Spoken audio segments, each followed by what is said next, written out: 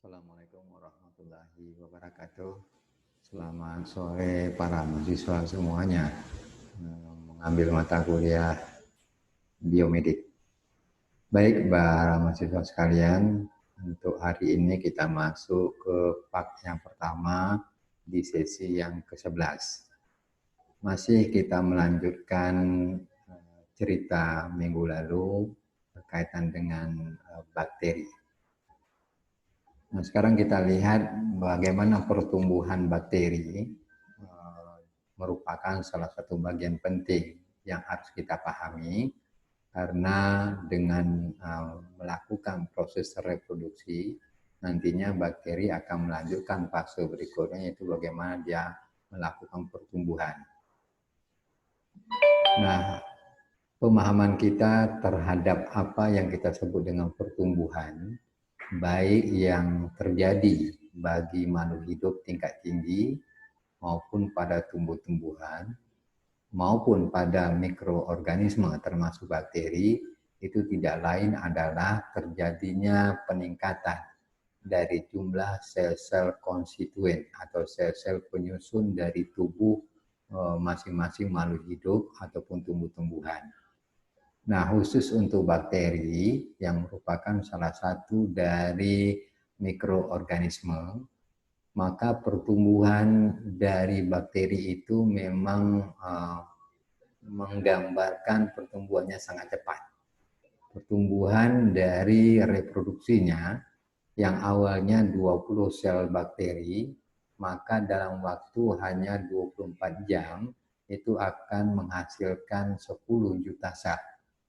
Di dalam hanya satu hari saja, dari 10 sel bakteri awal, itu akan melakukan pertumbuhan atau perbanyakan jumlah sel-selnya menjadi 10 juta sel.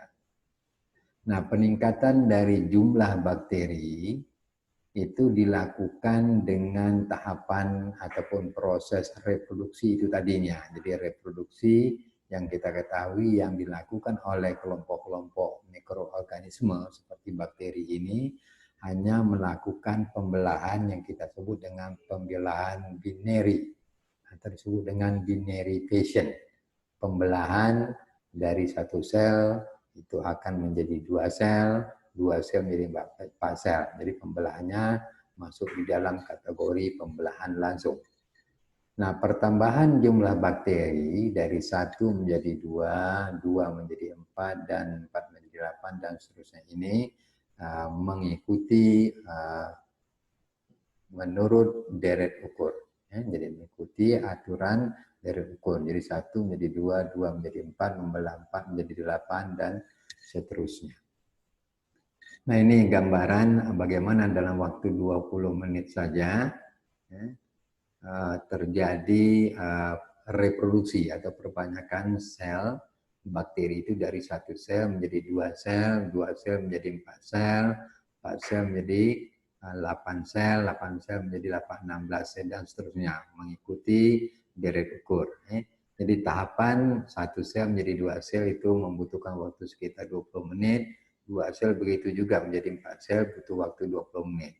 Nah, di dalam waktu 24 saja, 24 jam saja kita akan menemukan sebanyak 10 juta sel bakteri yang awalnya hanya 20 sel bakteri saja. Nah, di dalam melakukan pertumbuhan, bakteri melalui 4 fase.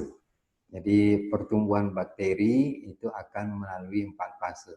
Pada kondisi yang kondusif atau kondisi yang sangat mendukung dari proses pertumbuhan bakteri itu, maka bakteri ini jelas akan mampu melakukan perkembangbiakan dengan amat cepat.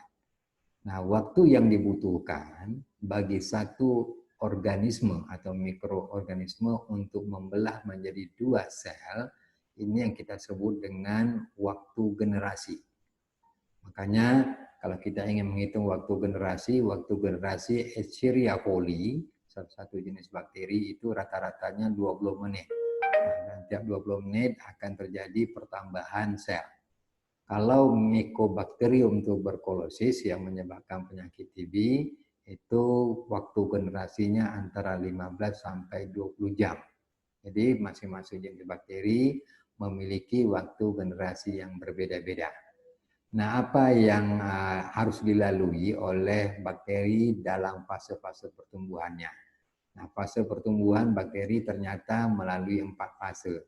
Pertama, fase tenggang atau fase lag. Yang kedua, fase logaritma atau fase log atau fase stasioner. Yang ketiga adalah fase stasioner. Yang keempat adalah fase kematian. Nah, pada fase lag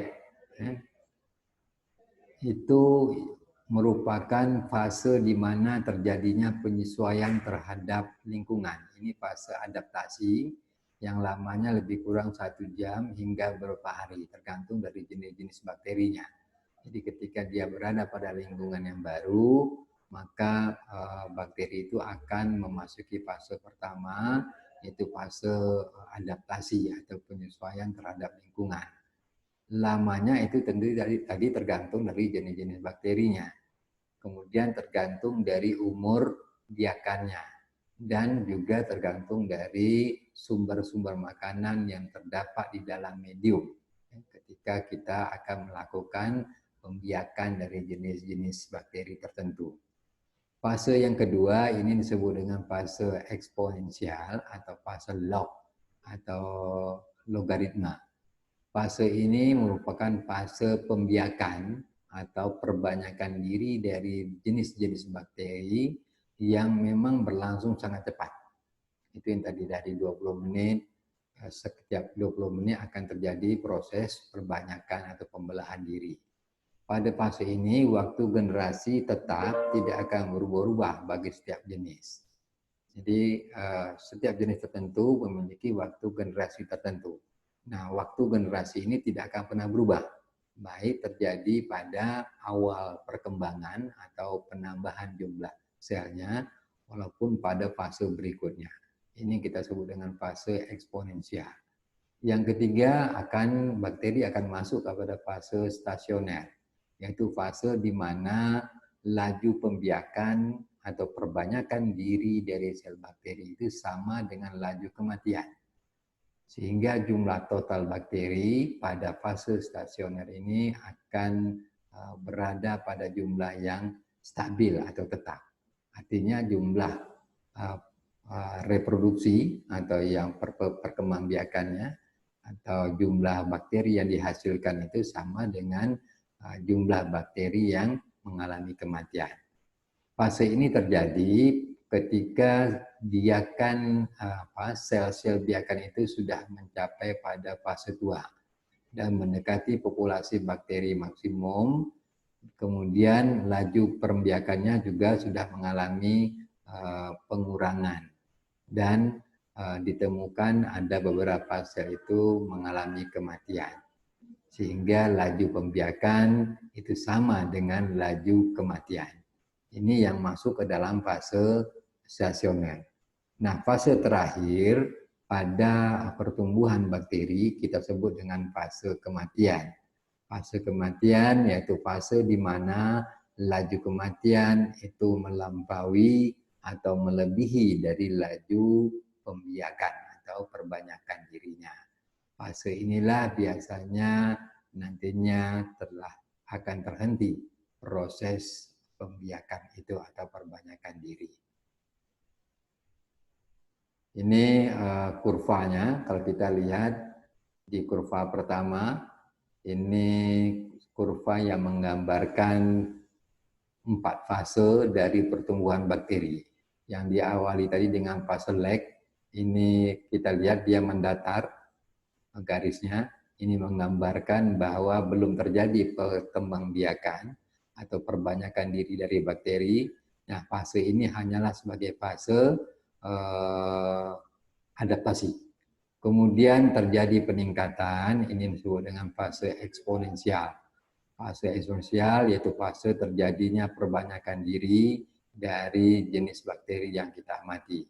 Kemudian masuk ke fase yang ketiga, ini tetap lagi stabil, di mana laju pertumbuhan atau laju perkembangbiakan itu sama dengan laju kematian. Nah, kemudian barulah turun grafiknya, ini yang kita sebut dengan fase kematian. Sampai pada titik terakhir tidak ada lagi terjadi perbanyakan ataupun perkembangbiakan. Ini salah satu jenis bakteri yang kita amati antara waktu dengan jumlah sel. Jadi konsepnya sama, ada peningkatan pada fase eksponensial, kemudian terjadi perlambatan, stationary fase ini antara jumlah perbanyakan dengan kematian ini sama, kemudian terjadi fase kematian, menurun kembali. Saya rasa untuk sesi pertama atau part pertama ini demikian, mohon dipahami. Nanti kita lanjutkan ke part yang kedua, sesi yang ke-11.